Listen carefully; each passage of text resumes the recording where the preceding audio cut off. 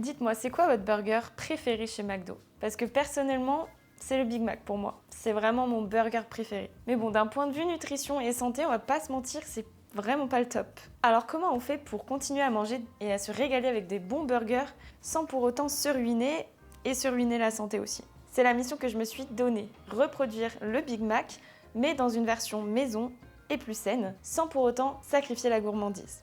Oui, oui, c'est possible, et c'est même encore meilleur. Alors, aujourd'hui, je vous embarque avec moi en cuisine. On va recréer un Big Mac version perte de gras. Allez, c'est parti, on enfile le tablier et on se met en cuisine. Bon, dans un premier temps, on va préparer la fameuse sauce Big Mac, mais on va l'alléger un petit peu en remplaçant notamment la mayonnaise par du skyr qui est pas du tout gras et pour le coup protéiné en plus de ça, donc c'est vraiment intéressant. On ajoute évidemment de la moutarde, un petit peu de ketchup. Là, c'en était un que j'avais trouvé qui avait l'air plutôt pas mal au niveau de la compo. Un peu de vinaigre, donc moi j'ai mis du vinaigre de vin, mais vous mettez celui que vous avez. Un peu de poivre, du sel, bien évidemment. Et après ça, on va ajouter la touche qui fait que c'est le Big Mac, c'est les cornichons. Donc j'ai choisi des gros cornichons à la sauce aigre douce. Donc ils ont un côté un petit peu sucré et je les coupe en petits dés, en petits cubes comme ça, assez fins. J'essaye de couper le plus finement possible avant de les ajouter dans ma sauce, dans ma base.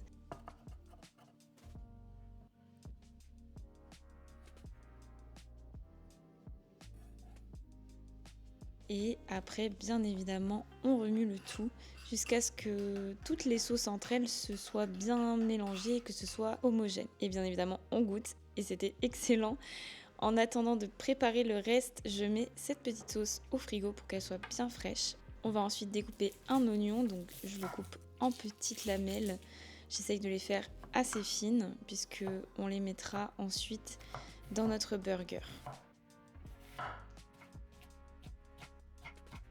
J'ai fait un oignon entier pour 2 burgers, mais à vrai dire, il y en avait beaucoup trop, donc vous pouvez très bien en faire juste une moitié, ça suffira largement. Et je ressors mon gros pot de cornichons, je récupère la moitié du cornichon que j'ai pas coupé tout à l'heure et un autre entier, et je vais faire des fines lamelles, donc pareil, on essaye de les faire le plus finement possible.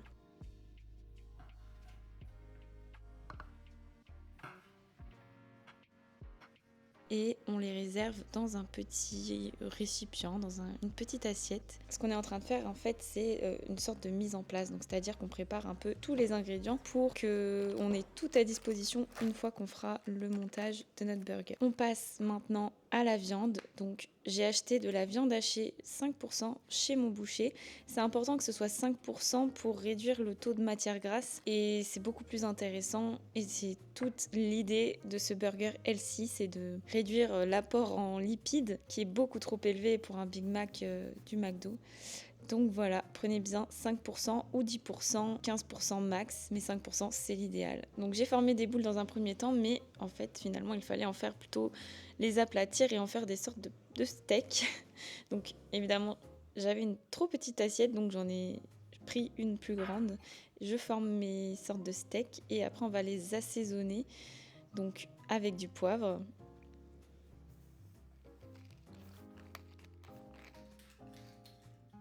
Du sel, de l'ail en poudre et du paprika. Moi j'ai pris du paprika doux et vous pouvez même mettre un peu de piment si vous aimez ça.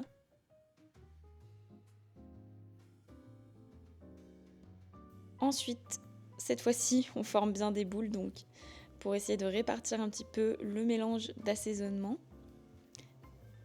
Donc je fais ça avec les deux bien évidemment. Et voilà, on a nos 2 petites boulettes. Bon ok, on a notre viande assaisonnée, notre salade, notre mise en place avec les cornichons, l'oignon. Qu'est-ce qu'il nous reste? Ah oui, bien sûr, les pains à burger. Bon, ici, moi, j'en ai pas fait des maisons. Évidemment, c'est l'idéal. Si vous pouvez le faire, je vous conseille. Pour aujourd'hui, personnellement, j'avais pris des burgers de chez le boucher, donc bon, qui sont industriels. C'est vraiment pas l'idéal, mais écoutez, ça fait l'affaire de temps en temps. Maintenant, on passe à la cuisson de nos steaks. Donc, dans une poêle bien chaude, j'ai fait fondre un petit peu de graisse de canard. C'est une très bonne source de matière grasse. Et j'y dépose mes steaks que j'ai de nouveau aplatis. Et on va laisser cuire. Après, la cuisson, c'est selon vos préférences. Personnellement, moi, j'aime quand c'est saignant.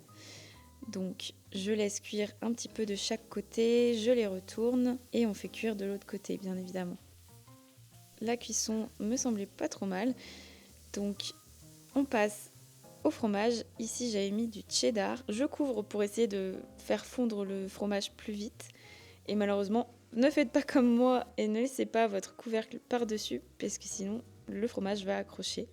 Mais c'est pas grave, écoutez, notre fromage avait bien fondu. On passe au toastage des pains. Une fois qu'ils sont prêts, on va pouvoir bientôt passer à la mise en place, au montage de notre burger. Donc pour ça, je récupère la fameuse sauce Big Mac et c'est parti. Donc les étapes sont les suivantes. On tartine un premier pain de notre sauce Big Mac.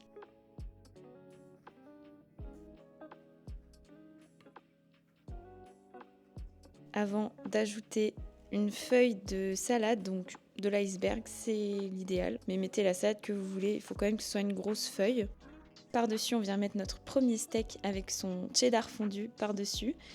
Les petites lamelles d'oignons, si vous aimez ça, bien évidemment, vous faites sans si vous n'aimez pas. Les cornichons. Là encore, il y a plusieurs teams. La team de ceux qui aiment ça et ceux qui n'aiment pas et qui les retirent. Donc vous faites bien comme vous préférez. Et on passe à la deuxième couche. Donc pour ça, on ajoute un autre pain par-dessus qu'on retartine de notre sauce Big Mac. Et en fait, on va refaire les mêmes étapes que les précédentes. La sauce, la laitue et bien évidemment le deuxième steak. Et là, on commence à avoir un sacré burger. Donc, on n'hésite pas à un petit peu appuyer, à un petit peu tasser parce que sinon, on n'arrivera jamais après à le manger.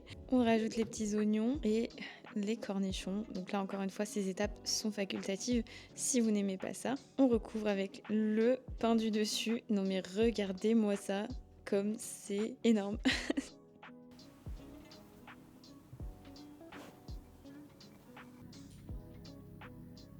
Non mais regardez-moi ça. Est-ce que c'est pas genre trop appétissant?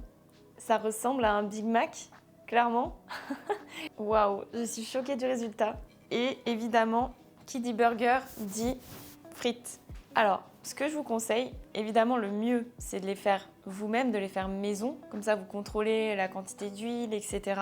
Mais si vous avez un petit peu la flemme ou un manque de temps, comme moi aujourd'hui par exemple, ce que j'aime bien faire de temps en temps, c'est de prendre des frites surgelées de chez Picard qui sont très bonnes. Franchement, la compo reste plutôt correcte. Évidemment, c'est pas l'idéal, mais ça fait l'affaire. Généralement, quand je fais des burgers, j'aime bien accompagner avec des frites parce que bon, quand même, il faut savoir se faire plaisir. Mais si vous êtes dans un objectif de perte de gras, ce que je vous conseille, c'est de remplacer totalement les frites par une salade à côté. Donc ça peut être juste de la salade verte ou vous pouvez rajouter aussi des tomates, concombres, etc. Ou alors, vous pouvez faire un petit peu des deux, c'est-à-dire au lieu de faire toute la moitié de l'assiette composée de frites, vous pouvez très bien faire une moitié de frites, une moitié de salade. Comme ça, au moins, vous réduisez un petit peu les glucides aussi. Donc voilà, du coup, ce que je vais faire, c'est que je vais préparer les frites Picard. Donc, j'ai pris les frites façon rustique. Elles sont Nutri-Score A, donc voilà. C'est parti. Moi, je vais les faire au air fryer, mais vous pouvez tout à fait les faire au four. Donc c'est parti, personnellement j'ai choisi de faire cuire les frites au air fryer, mais bien évidemment vous pouvez très bien les faire cuire au four, ça fonctionne aussi tout aussi bien. Donc j'ai mis tout le paquet parce que écoutez, pourquoi pas. Une fois la cuisson terminée, on vérifie quand même, et regardez ça comme elles ont l'air tellement bonnes. Donc je sers une petite portion, comme je vous le disais, il vaut mieux réduire un peu la portion de frites et accompagner d'une salade à côté.